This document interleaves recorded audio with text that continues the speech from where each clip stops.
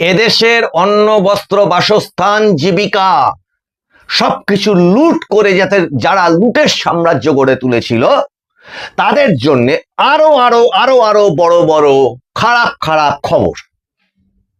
গত এপিসোডে আপনাদেরকে বলেইছিলাম যে স্বরাষ্ট্রমন্ত্রী অমিত শাহ তিনি কি বলেছেন। দৈনিক ওদিক থেকে যেমন বর্ডার পার হয়ে এদিকে অনুপ্রবেশকারী আসতো দৈনিক 5 থেকে 10,000 আগে, আর এখন 5 থেকে 10,000 দৈনিক ওপারে পালাচ্ছে। তার সাথে 385 জন এই রাজ্যের হোল্ডিং ক্যাম্প, যেটা মাননীয় মুখ্যমন্ত্রী শুভেন্দু অধিকারী বানিয়ে দিয়েছেন, সেই হোল্ডিং ক্যাম্পে 385 জন ডিটেন্ড, যাদের খুব দ্রুতই ওপারে পাঠিয়ে দেওয়া হবে। এর সাথে দুটি বিশেষ ঘটনা বা রায় বলা যায়, একটি হচ্ছে সুপ্রিম কোর্টের রায়, আর একটি হচ্ছে এই রাজ্য সরকারের একটি ঘোষণা। এই মুহূর্তে মাননীয় শুভেন্দু অধিকারী আজই যার সূচনা করে দিলেন, যেটি ওই স্বৈরাচারী মমতা সরকার অনুপ্রবেশকারীদের প্রশ্রয়দাতা তিনি করতে দেননি, সেইটা কি এফেক্ট এই রাজ্যের ক্ষেত্রে হতে চলেছে সেটাই এই এপিসোডে আপনাদের সামনে তুলে ধরছি। নমস্কার, মানুষের ভাষায় আপনাদের সকলকে স্বাগত। আমি প্রবীর রায়চৌধুরী আপনাদের সাথে। বিষয় হচ্ছে এসআইআর, আর সেই এসআইআর এ একটি ঐতিহাসিক রায় যেটি সুপ্রিম কোর্ট দিয়েছে, এবং এই এসআইআর নিয়ে কত মুনির কত মত, কত বিশেষজ্ঞ তারা, এত বিশেষজ্ঞ তারা যে মানে দেশের হয়ে যখন কথা বলতে যাওয়া হয়, দেশের সুরক্ষার জন্য যেটা দরকারি কথা বলতে যাওয়া হয়, তখন তাদের খুব জ্বালা যন্ত্রণা হয়ে যায়। আর এই এসআইআর নিয়ে সর্বোচ্চ আদালতে মানে সুপ্রিম কোর্টে একাধিক মামলা এই এসআইআর কে আটকে দেওয়ার জন্যে ওই টুকরে টুকরে গ্যাং তারা করে চলেছিল এর আগে। সেটা কখনো কংগ্রেস, কখনো সমাজবাদী পার্টি, কখনো কি বলে ওটাকে লালু প্রসাদ যাদবের দল, ওদিকে স্টালিন, আর এদিকে তো কথাই নেই, নিজেই কালো কোট পরে চলে গেছিলেন যিনি, সেই ওই মামলাতেই নিজের মানে অ্যাডভান্টেজের বদলে 1 থেকে 100 খানা ডিসঅ্যাডভান্টেজ নিয়ে ফেরত এসেছিলেন, আর নিজের ভাবমূর্তি উজ্জ্বল করার বদলে একেবারে যাকে বলে লজ্জায় মাথা হেঁট হয়ে এখন তো টালির চালার ভিতরে বসে আছেন। এখন এদের লাজ লজ্জা নেই, এদের কোনোদিন লাজ লজ্জা হবেও না। যারা এই দেশে বসবাস করে বিদেশের গুণগান গায় আর যত কিছু এই দেশের খারাপ আছে খুঁজে খুঁজে বার করে, তাদের লাজ লজ্জা, তাদের পরামর্শ দরকার নেই এদেশের মানুষের, এ দেশকে যে ভালোবাসে। এখন ব্যাপার হচ্ছে কি, সেই রায়, সুপ্রিম কোর্ট যে রায়টা দিয়েছে, এসআইআর কে চ্যালেঞ্জ করে এই মামলাটি ছিল। বিহারে যে এসআইআরটা হয়েছে তারই একটি অংশ এটা, এই মামলাটা। কিন্তু সুপ্রিম কোর্টে কোনো একটি রায় বেরিয়ে গেলে সেটা কিন্তু দেশের সমস্ত অঞ্চলে একইভাবে বলবৎ হয়, এটা আমরা সকলেই জানি। তা প্রধান বিচারপতি ডিভিশন বেঞ্চে যে মামলাটি, সেই মামলাটিতে যে এসআইআর বৈধ সেটা সুপ্রিম কোর্ট আবার জানিয়ে দিল। দ্বিতীয় 324 ধারা আর্টিকেল 324 এর আন্ডারে যে তারা নাম তালিকা থেকে বাদ দিতে পারে, চ্যালেঞ্জ ছিল যে বাদ দিতে পারে না, তা তারা যে সেটা বাদ দিতে পারে সেই অধিকার তাদের আছে, সেটাও সুপ্রিম কোর্ট জানিয়ে দিল।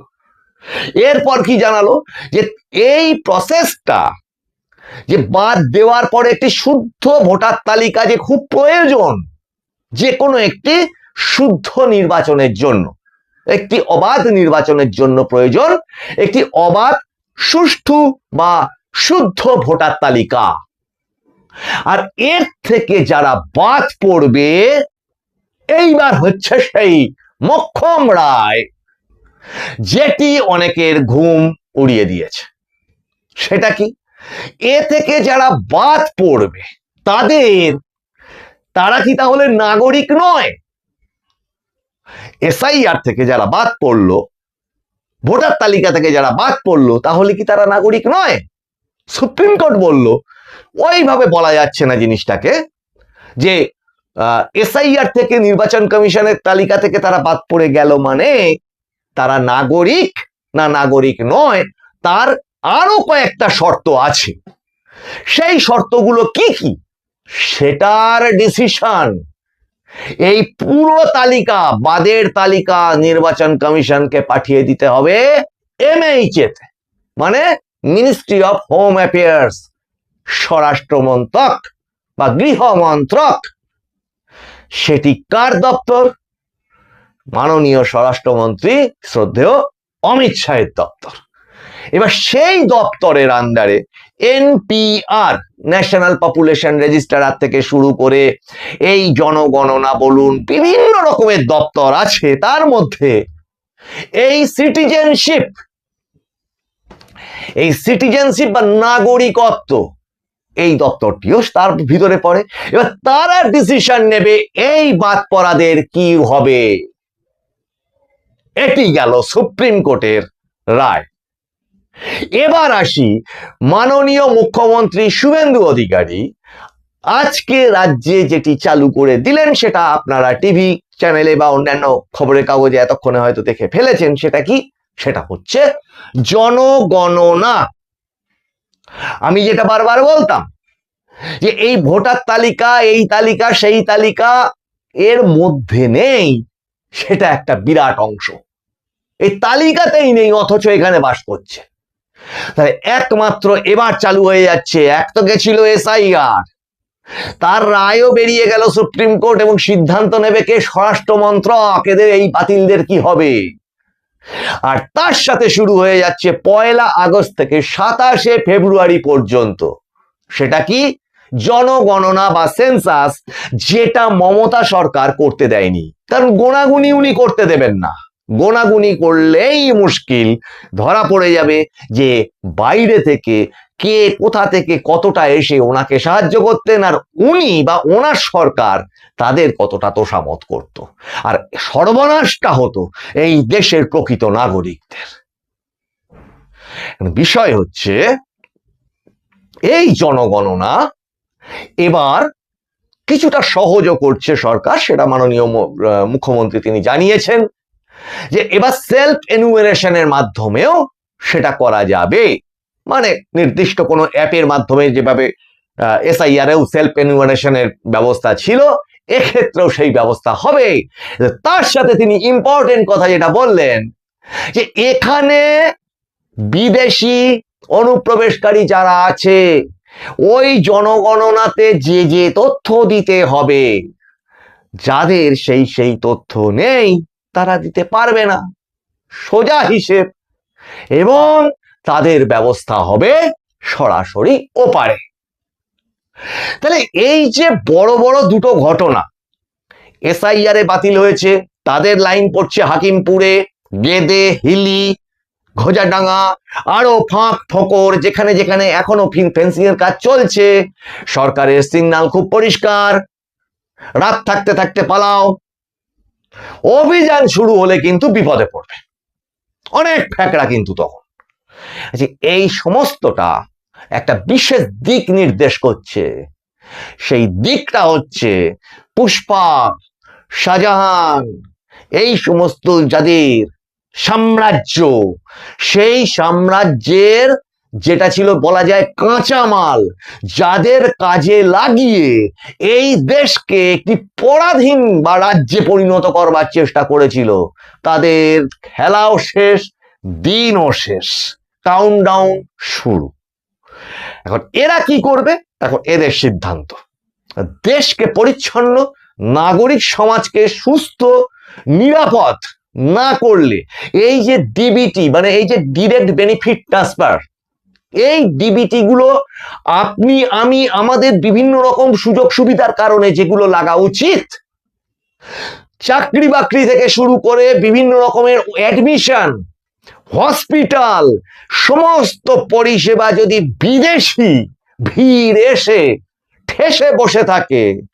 ট্রেনে উঠতে গেলে আপনি জায়গা পাবেন না, বাসে উঠতে গেলে আপনি জায়গা পাবেন না। বিভিন্ন সীমান্তবর্তী এলাকাগুলি থেকে যে ট্রেন লাইনগুলি চালু, বনগা, হাসনাবাদ ইত্যাদি ইত্যাদি আরো আছে, জায়গা পাবেন না আপনি যদি দেশের প্রকৃত নাগরিক হন, কারণ সেখানটা ঠেসে বসে থাকতো এই বিদেশি নাগরিকরা। কিন্তু এখন স্বরাষ্ট্রমন্ত্রী অমিত শাহের নেতৃত্বে যেভাবে দেশ এগিয়ে চলেছে, তার প্রথম লক্ষ্যবস্তু হচ্ছে আগে আগে অনুপ্রবেশকারী খালি করো দেশ থেকে, না হলে কোনো কিছুই সুষ্ঠুভাবে করা যাবে না। বাকি ছিল সবচেয়ে বড় সমস্যার জায়গা ছিল এই পশ্চিমবঙ্গটা, কিছুতেই বিজেপি গভর্নমেন্ট তৈরি হচ্ছিল না। মানে ডাবল ইঞ্জিন সরকার, যেটা কেন্দ্র সরকারের যে নীতি সেটা রাজ্য সরকার মেনে চলবে, এটাই হচ্ছিল না। আর এখন সেইটা হয়ে যাওয়াতে ভারতের নিরাপত্তার ক্ষেত্রে, ভারতকে সুরক্ষিত করবার ক্ষেত্রে সবচেয়ে বড় সুবিধার জায়গা তৈরি হয়েছে। এবং সেখানে আন্তর্জাতিক ক্ষেত্রে, বিশেষত এই ধরনের সীমান্ত সমস্যার ক্ষেত্রে, যে সমস্যাগুলি বাইরে থেকে বিদেশি এসে দেশের মধ্যে বিভিন্ন রকমের অরাজক পরিস্থিতি তৈরি করত, সেটা বন্ধ করবার ব্যাপারে সরকার এবার একেবারে যাকে বলে তাদের প্রধান কর্তব্য হিসেবে ধরেছে। তাহলে এই সমস্ত কিছুর সঙ্গে আরো একটা জিনিস যেটা জড়িত থাকছে, সেটার নাম হচ্ছে ইকোনমি। দেশের যে অর্থনীতি, সেই অর্থনীতির যে বোঝা, এরা এই বোঝা হয়ে দাঁড়িয়েছিল এই অনুপ্রবেশ, সেটা হালকা হওয়াটাও খুব বেশি জরুরি। দেখতেই পাচ্ছেন যে একটি মাত্র 15-16 দিনের সরকার, সেই 15-16 দিনের সরকার কি পরিমাণ রেভিনিউ আর্ন করতে পারে। যদি সুষ্ঠুভাবে সদিচ্ছা থাকে, তাহলে দীর্ঘদিন ধরে পড়ে থাকা চিংড়িহাটা প্রকল্প, মেট্রো প্রকল্প 120 ঘন্টায় সেটা জুড়ে যেতে পারে। এরকমই বিভিন্ন প্রকল্প একের পর এক যেমন চালু হচ্ছে, কিন্তু তার মধ্যে একটা শর্ত দেওয়া হচ্ছে, অবশ্যই সেটা একেবারে চালুনির মতো ছেঁকে তারপর প্রকৃত নাগরিকের হাতে প্রকৃত পরিষেবা যাতে পৌঁছয়, যেটা মাননীয় শুভেন্দু অধিকারী সেই অনেক আগে থেকে বিভিন্ন সভা থেকেও বলতেন, যে প্রকৃত বেনিফিট যেন অন্য জায়গায় লুট না হয়ে যায়, সেটা যেন নাগরিকের কাছেই পৌঁছয়। কাজেই বুঝতেই পারছেন, এই দুটো ঘটনা, এক এসআইআর মামলার রায়, দুই মাননীয় স্বরাষ্ট্রমন্ত্রী অমিত শাহ তিনি যেটা বলেছেন যে এবার কমিটি গঠন হবে, এই যে লুট হয়েছে, জমি লুট হয়েছে, ডেমোগ্রাফি চেঞ্জের এগেনস্টে একটা বিশেষ হাই লেভেল কমিটি গঠন হতে চলেছে। তাহলে ঘটনা গেল 3। এই 3টে বড় ঘটনার অভিঘাত কি আসে সামনে, অবশ্যই সেটা সমাজের পক্ষে